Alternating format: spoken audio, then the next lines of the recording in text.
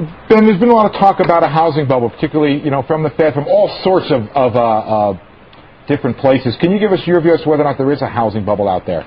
Well, unquestionably, housing prices are up quite a bit. I think it's important to note that fundamentals are also very strong. We've got a growing economy, jobs, incomes. We've got very low mortgage rates.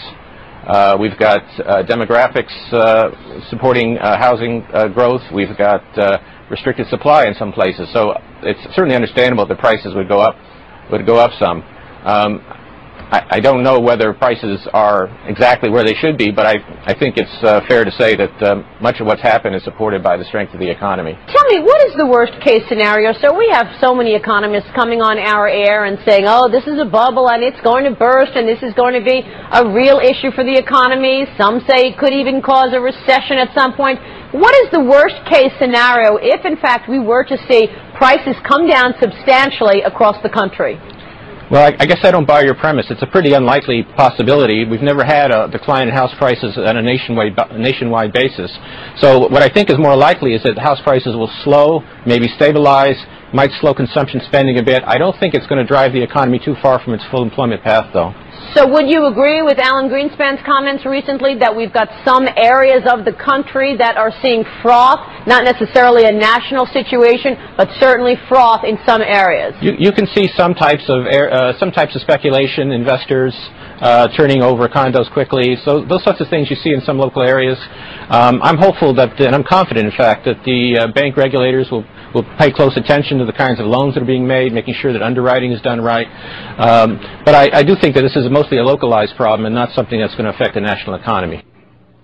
This scenario envisions that consumer spending, supported by rising incomes and the recent decline in energy prices, will continue to grow near its trend rate, and that the drag on the economy from the housing sectors will gradually diminish.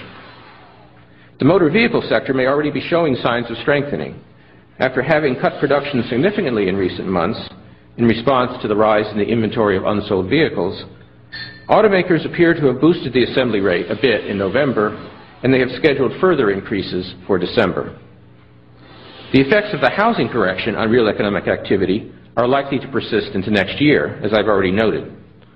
But the rate of decline in home construction should slow as the inventory of unsold new homes is gradually worked down.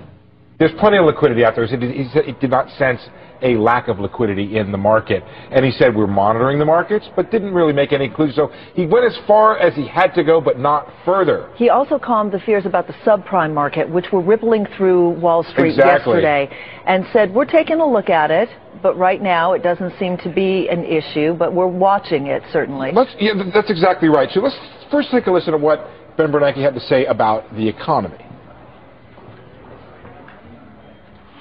So we expect moderate growth going forward.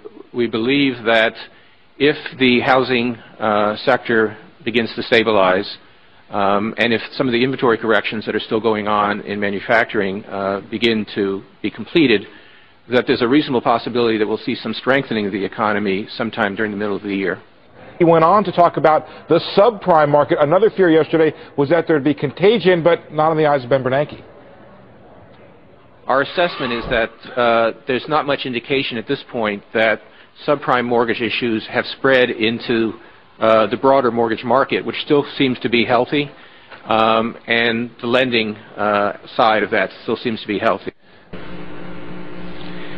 The pace of home sales seems likely to remain sluggish for a time, partly as a result of some tightening in lending standards and the recent increase in mortgage interest rates.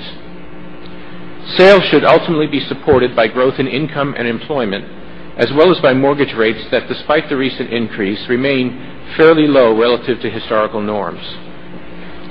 However, even if demand stabilizes as we expect, the pace of construction will probably fall somewhat further as builders work down the stocks of unsold new homes. Thus, declines in residential construction will likely continue to weigh on economic growth over coming quarters, although the magnitude of the drag on growth should diminish over time. The global economy continues to be strong.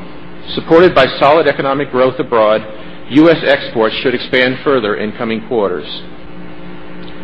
Overall, the U.S. economy appears likely to expand at a moderate pace over the second half of 2007, with growth then strengthening a bit in 2008 to a rate close to the economy's underlying trend.